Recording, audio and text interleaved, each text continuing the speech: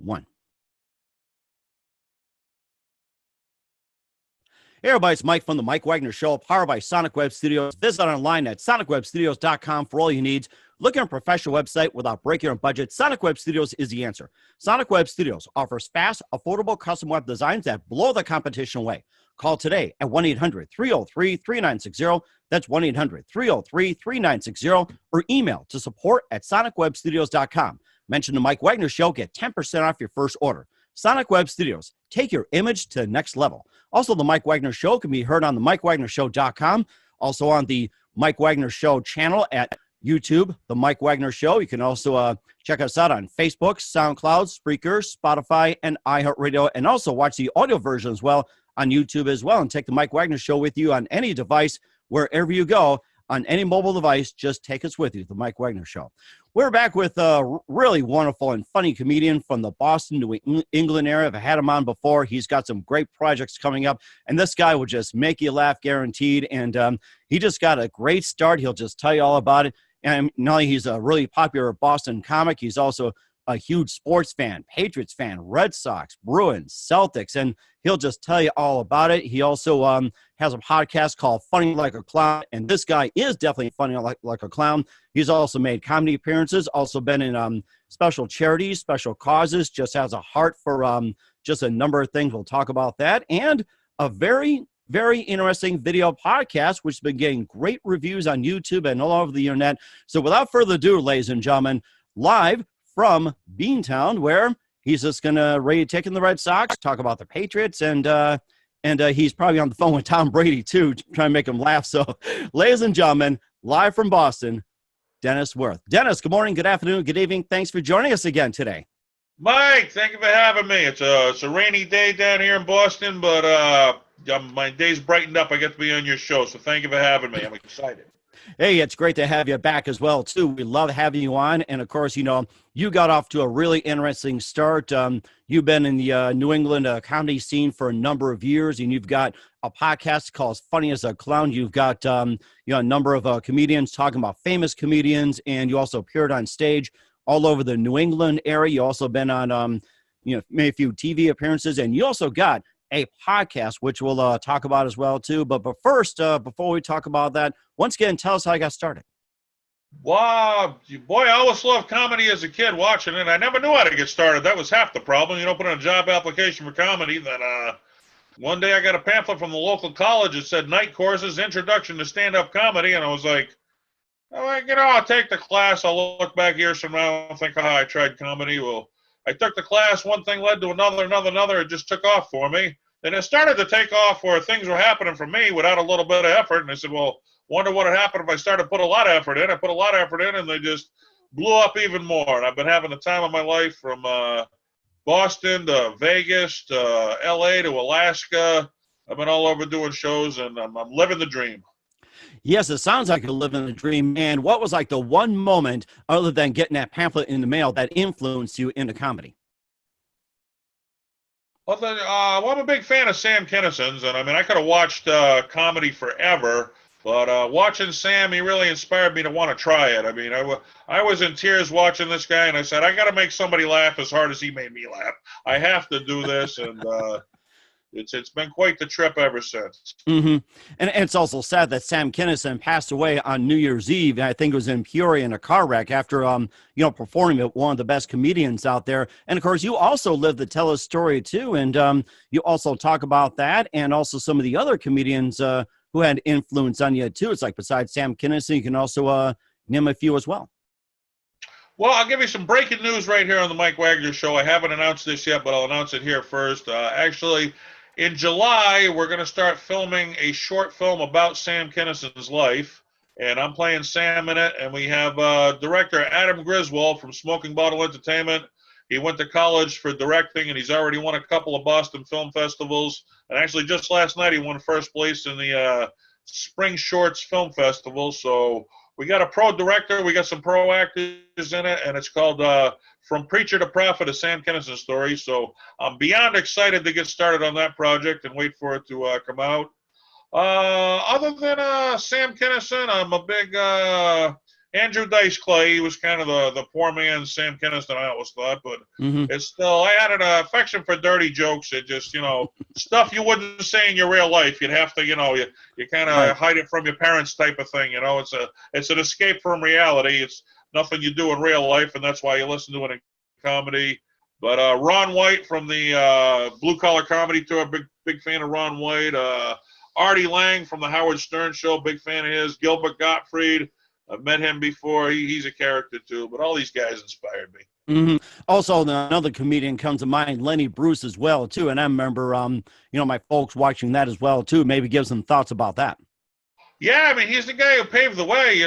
Back in the day, Axl Rose of Guns N' Roses, he's wanted by, I forget, some state because he cited a riot. He actually riled the crowd up to, start breaking things, and you can't just use your influence to, influence people to do illegal stuff. And Lenny Bruce, he went up and he said a lot of stuff that got him in trouble. He got arrested after shows for saying it, but I mean, he really paved the way for other comics to have free speech and say what they wanted. So he was the guy who set the stage for the rest of them to do what they do.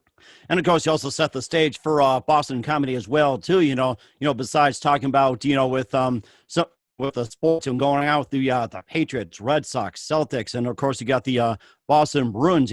On the way to the Stanley Cup final as well too. So, what are some of your jokes based on as well too when you do your comedy routine? My jokes based on what again? Yeah. Well, what you base your jokes on, like say say your life or sports or yeah, events? they say the real life stuff is funnier than anything you could make up, and I find that true. And I went through a real bad divorce, and my son, who I love more than anything, he was getting caught in the middle. The children pay the price more than anybody in a divorce. So I actually took on a theme, I call the child support superhero, where I talk about my experience with child support and the whole legal system and everything. And after shows, I became the guy that people talk to. Everybody wants to talk about it, but nobody knows who to talk to. They were chasing me down after shows to tell me their story, and my mind was being blown by some of these stories. And I got the second annual coming up. They call it Comics for Justice, for a child's right to both parents. We're doing the second show next month. We got the King of Boston Comedy, Steve Sweeney, headline, and I'm going to be on the show with a couple other Boston guys too. And we're trying to raise some money so we can put forward an effort to solve the problem, because awareness is the key, and to spread awareness, certainly money helps. We're talking about putting up some billboards, and we're organizing and maybe put together a march on Washington someday, we hope. Oh, that'd be great, too. We'll talk more about the causes as well, too. You listen to the Mike Wagner Show at the MikeWagnerShow.com, powered by Sonic Web Studios. Visit online at SonicWebStudios.com for all your needs. Look at a professional website without breaking your budget. Sonic Web Studios is the answer. Sonic Web Studios offers fast, affordable custom web designs that blow the competition away. Call today at 1-800-303-3960. That's 1-800-303-3960, or email to support@sonicwebstudios.com. Mention the Mike Wagner Show. Get 10% off your first order. Sonic Web Studios. Take your image to the next level. Also, the Mike Wagner Show can be heard on MikeWagnerShow.com. You can also check our Facebook page at Facebook.com/The Mike Wagner Show. You can download and listen on SoundCloud, Spreaker, Spotify, iHeartRadio, and watch the interview on YouTube as well, too. And also on the Mike Wagner Show channel, which can be seen on the Mike Wagner Show. Just go to YouTube and type in the Mike Wagner Show. You can also take the Mike Wagner Show with you on any mobile device, and that's the Mike Wagner Show. We're here with comedian Dennis Wirth from the Boston area talking about how he got started and, just taking on so many projects and a number of appearances. And you also talked about your foundation for Comics for Justice, and, of course, we'll talk a little more about that. You also got involved in Comics for Cure and Laughter is the Best Medicine, and you can tell us all about that and some of the other causes that you also support in the Boston area. Yeah, that was how I got started. I did 5 years of Comics for Cure and Laughter is the Best Medicine. And my sister, she had muscular dystrophy, so I saw firsthand growing up, the good these charities do, where, she got to go to special needs camp, and it cost a lot because they need special equipment to handle these kids, Mm-hmm. And I mean, the Jerry Lewis Telethon, that was paying for the stuff. I've dated a girl for 10 years. She has multiple sclerosis, and I see, it's a very mean disease. It gives you hope that takes the hope away. And I mean, certainly she can barely walk, never mind work for a living. And I mean, she needs the help. If you're able to help out, and God's put me in a position where I'm able to help out, you should do it, I think. So, I mean, I get involved in any charity I can. And, a lot of comics, they brag about how much money they made in comedy, and I get a bigger charge out of helping people out making nothing than I do, getting a big payday. So all depends how you want to go in life, and I go the way of helping people out.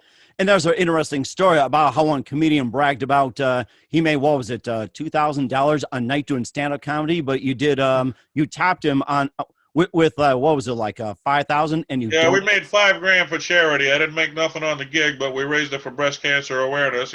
He's talking about he thought he was hot stuff making $2,000. I'm like, well, I didn't make a penny, but we raised $5,000 for breast cancer awareness, so I'll take that any day of the week and have a good day. That is amazing. And of course, not only do your charity causes when you go on stage, you go on tour and everything. Do you also make appearances at hospitals as well too? Do you just visit the kids, visit the staff, or do you put on a show like at the hospital itself? We have done some hospitals before. We do a lot of for soldiers who come back from war, vets and stuff like that. We go to the places where they stay, but mostly it's people who contact us, if they have their loved one just got diagnosed with cancer and they need some money, to take care of the medical costs, or while they're going to be out of work, they contact us. We put the show together with them, and they bring their family and friends down. We advertise it up, and it's amazing to see the community really come together. Because we've had a lot of shows where you thought the days passed, everybody cared about themselves, but if you got a good cause, people are willing to get involved. The community comes together and tries to help the people in their community out. It's a good thing to see. That is amazing too. And where else have you traveled to do your comedy and causes outside the Boston area? And you have, where else have you traveled to do your comedy routine for causes? Wow, geez, I've been out to Vegas. I've been out to LA. I've been up to Alaska. I actually just got invited in a few months to go back to Alaska again, so it's always a fun time up there. Vegas, that's a real hot spot for comedy. I got to open up for Carl LeBove, who was Sam Kinnison's best friend and opening act for years, so I really got a charge out of that up in Alaska. Now he's got residency out in Vegas at the Tropicana, so we go out there and visit him a couple times. And actually, one of my big dreams was to perform at the Comedy Store, so we took a trip across the desert in our car out to L.A., and I got to perform at the Comedy Store, so I'm chalking things off my bucket list left and right. And, when I started comedy, I actually wrote down a list of everything I wanted to accomplish, and I'm about 90% through the list. So once it's over, I don't know what the heck I'm going to do in comedy once I've done it all. Oh, my gosh, that's amazing. 90% you wrote a bucket list. Was it just on a piece of paper, or did it require a squirrel, which rolled about 3 feet down the floor? Like, here it is. Whoa, here we go. Stuff I never thought I'd do, I'll tell you, but you write it down and you work on it, and, you got to put the effort in. I put the effort in, and a lot of people tell me, how do you headline? How do you do that many minutes? And comedy's like anything else. The more you put into it, the more you get out of it. That is very true. And also, you talked about setting up a comedy store, and ideally, where would you have it? And would it be strictly just for causes or anything like that, or would it be just for a regular stand-up, or what would you have a comedy store for? Probably a mixture of the both. And I book a couple of rooms now. I got one in Leominster, Massachusetts, and one in Gardner, Massachusetts. So I'm the guy in Central Mass. If you go to Boston, there's all kinds of big comedy clubs out there. I do play them, but if you come to Central Mass, I'm the guy who's making them all laugh around here. They all work for me. It's called Joke in the Box Comedy Club. And, we do both. We have the regular comedy nights, and if somebody contacts me where they need to raise some money for a good cause, then we throw a show for them and try to raise them some money. I'm up for anything. People want to laugh, I'm up for anything. That is amazing. How much a percentage goes towards the causes, and what's percentage for the other expenses?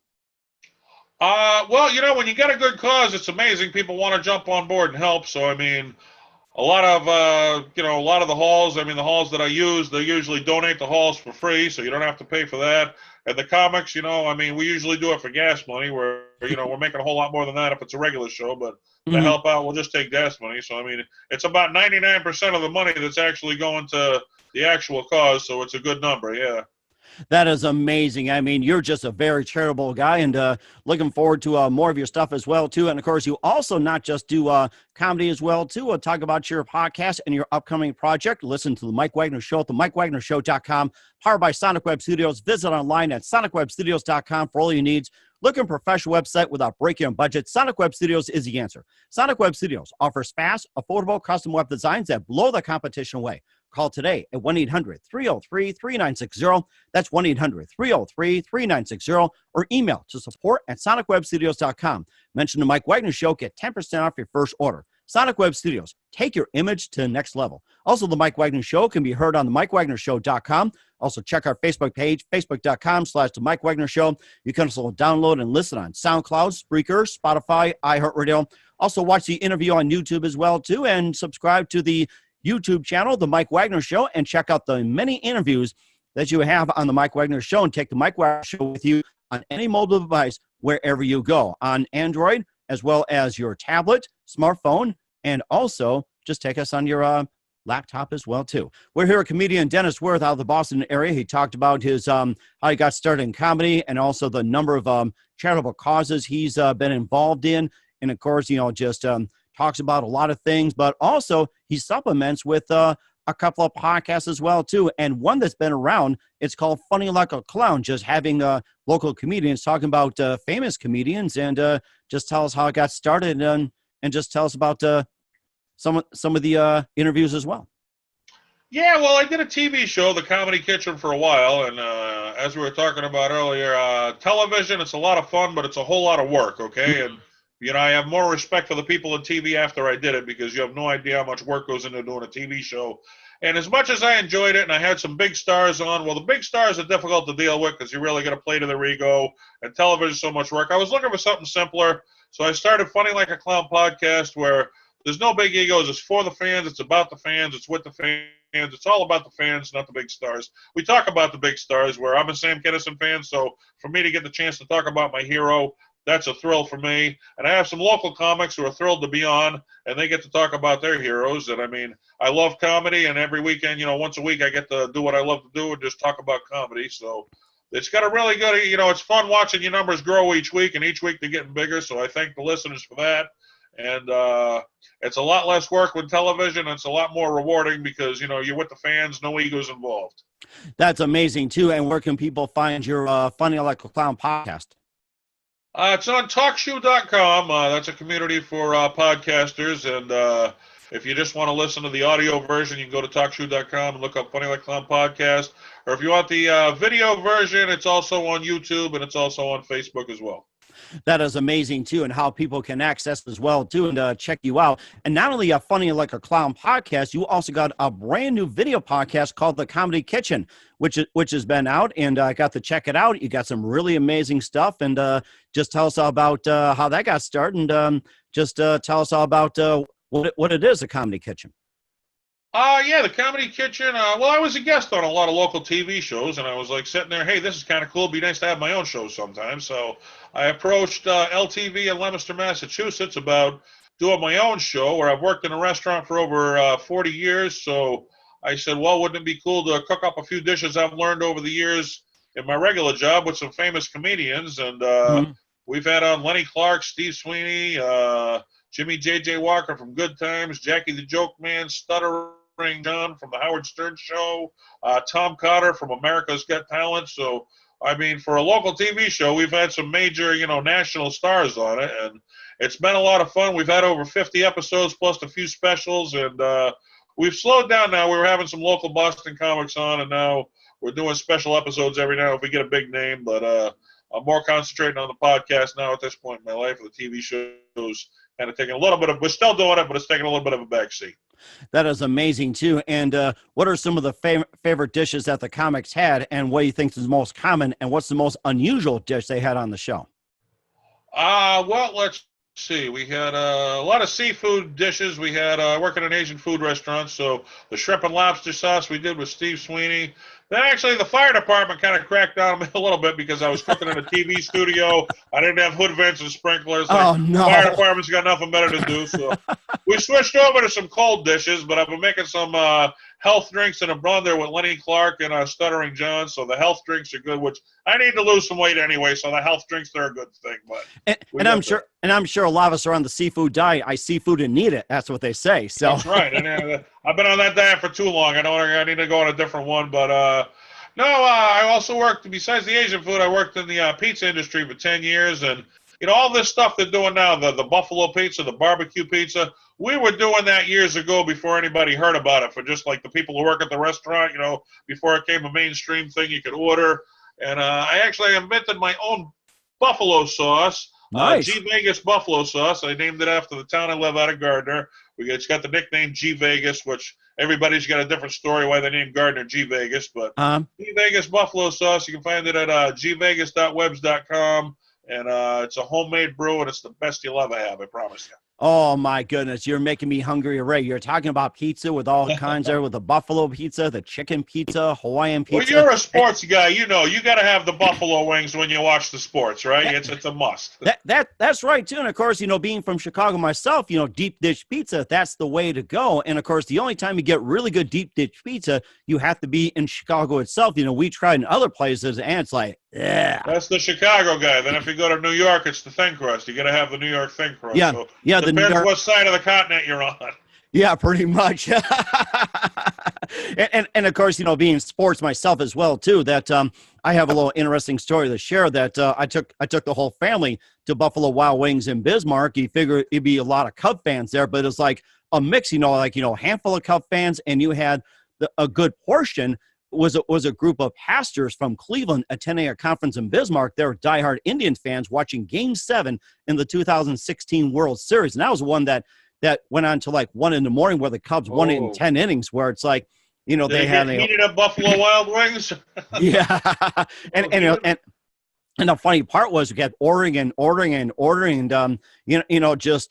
just loading up on the wings and everything else. And then as the game went on, there's like cheers and everything else. It wasn't like, a riot or anything like that. And then after the game, when like on the last out, where it's like, what was it? Chris Bryant, third base, picks up a ball. It's like, don't bobble it. And then you throw, make sure you get to the first base. And then Joe Rizzo's like, no, don't drop it.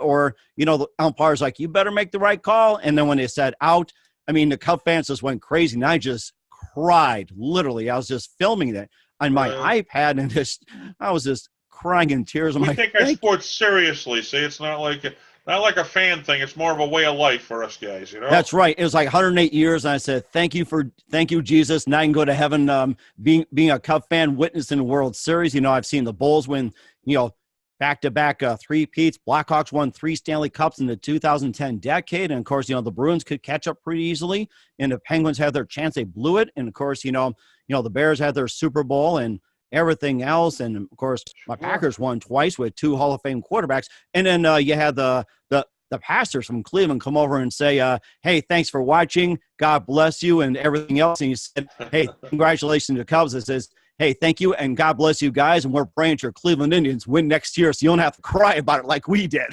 At least they were cool about it. That's good. We were hoping in Boston, they call it the Grand Slam, that all our teams would win the championship, but our Boston Celtics, they ruined that for us, but there's always next year. But, of course, the Celtics had won quite a few as well, too, before the Grand Slam. Of course, New England had their chances as well, too. It's like, they always lost to the Giants on the final minute every single time. It seems like the Giants was always a thorn on their side. That Otherwise, was our nemesis for sure, yeah. Manning. I think they would have, like, maybe, 7 or 8 Super Bowls if it wasn't for the bloody Giants. You had that. As Bill Parcells once said, you are what you are. Every team could say, well, if this happened or if that happened, you are what you are. We got 6 of them, and that's something to be proud of right there. And of course, the question is, will the Patriots win their number 7? And if they did, will Tom Brady and Bill Belichick retire? I guess that's the big question. It's like, if they did win their number 7, would Brady and Belichick retire, or would they just continue? What do you think? Bill Belichick, it's part of his deal. He won't let anybody know how long his deal's for, so nobody knows when it's up. And Tom Brady, he's still playing at a high level, but at his age, it could drop off at any time. So I think it all depends on how he's playing. If he's still playing at a high level, there's no reason to quit. So until it stops, you keep going. I would think, Oh, exactly. You're right, too. And of course, the Boston Red Sox, that Red Sox and the Yankees all go 1-2 every single time, although it's a long season. Tampa Bay, as we speak, as well, is in first place. It's like, who would have thought Tampa Bay would be in first place early in the year with the Red Sox and Yankees battling for second? It's like, who would have thought of it this time of year? Yeah, a lot of the stereotypes we grew up with, it's changing. Even the Cubs, look how long it took them to win a World Series. Cleveland, they were never in it. All of a sudden they won. So times are changing in baseball. Mm-hmm.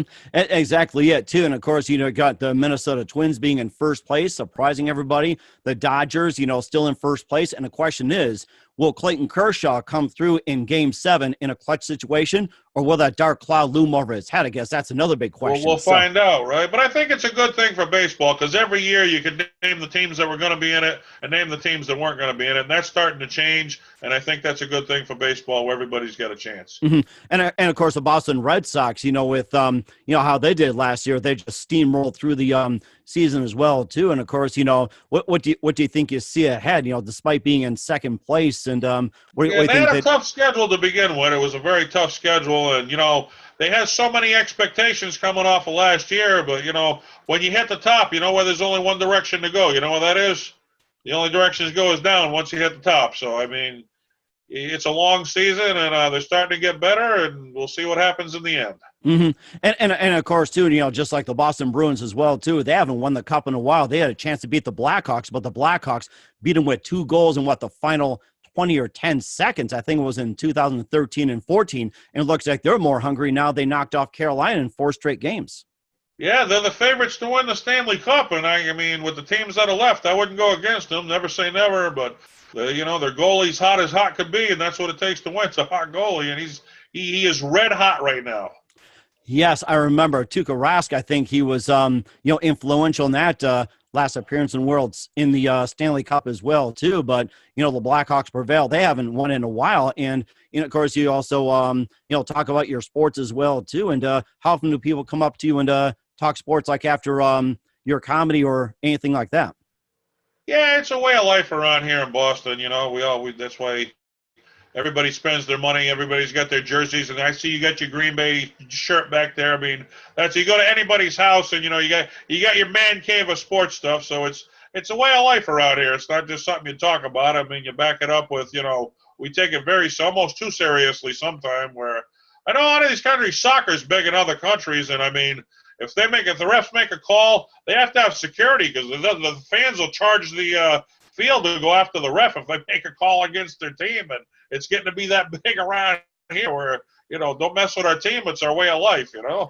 Exactly, you're right too. And of course, it's just like with the circuit you do and everything else is like, don't mess with the special kids, don't mess with anything like that. And of course, just keep doing what you're doing. And that's all I could say at this point. But just a few more minutes here. And who would you say biggest influence in your career would be when it comes to comedy?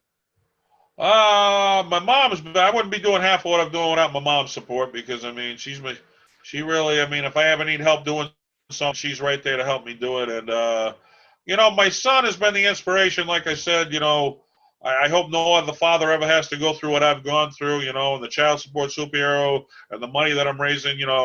To help raise awareness for a child's right to both parents equally. And I've had a few girls come up to me after the show and they get the wrong ideas. Oh, you're trying to bash moms and you should be a man and pay your child support and that. And it's like they're getting the wrong idea. That's not what it's about. And I put this question to them and it kind of shuts everybody up because you can't argue with facts. And my question is, well, how many more children have to go decades without speaking because of parental alienation?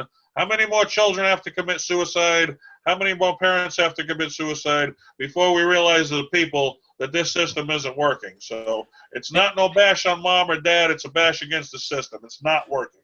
Exactly right. And that's what your Comics for Justice is all about. And, once again, just tell us about your upcoming projects. What's your next Comics for Justice fundraiser and also your next upcoming fundraiser, and tell everybody what's your website and how to contact you. We got July 14th. We are doing the second Comics for Justice telethon. We got a big show with Steve Sweeney. You can go on Facebook, look up the Child Support Superhero. He's got over 11,000 likes. That's the home base for it. If you want the home base for my comedy, where there's a link to the Child Support, the Joke in the Box, the Comedy Kitchen, the Funny Like Clown podcast, go to www.denniswirth.webs.com. Wirth is spelled with an I, so it's W-I-R-T-H. Check that out. Go to Facebook. Check out Joke in the Box Comedy. Comics for Comics That Care. That's on Facebook, too. That's my page where, a lot of the charities we do, you can find that information on there. I got a page for each of them, Funny Like Clown, but, the website, that'll lead you to, all these pages for the stuff I do. That is amazing, too. And lastly, before I let you go, I have a very busy schedule. What's the best advice you can give to anybody right now? Don't ever let somebody tell you you're too old to do what you love, because I almost thought I was too old to try comedy, and I would have missed out on some of the funnest times of my life if I didn't try. You're never too old to do what you love. Do it. I don't care how old we are. That's right. We're living proof right here. I'll tell you that. That's right. The two of us. We'll make it happen. Yes, that's right. Okay, great, Dennis. Just want to thank you for your time. You've been fantastic. And, of course, looking forward to have you on again soon. And do us a favor, keep us up to date to what's going on, and we'll have you back on again as well. I thank you for the time, Mike. Have a great day. All right, you too. Thank you very much. Mike Wagner from The Mike Wagner Show signing off. Thanks for watching. And don't forget to catch The Mike Wagner Show on the MikeWagnerShow.com. Also on Facebook, SoundCloud, Spreaker, Spotify, and iHeartRadio. And The Mike Wagner Show has been powered by Sonic Web Studios. I'm Mike Wagner. Thanks for watching.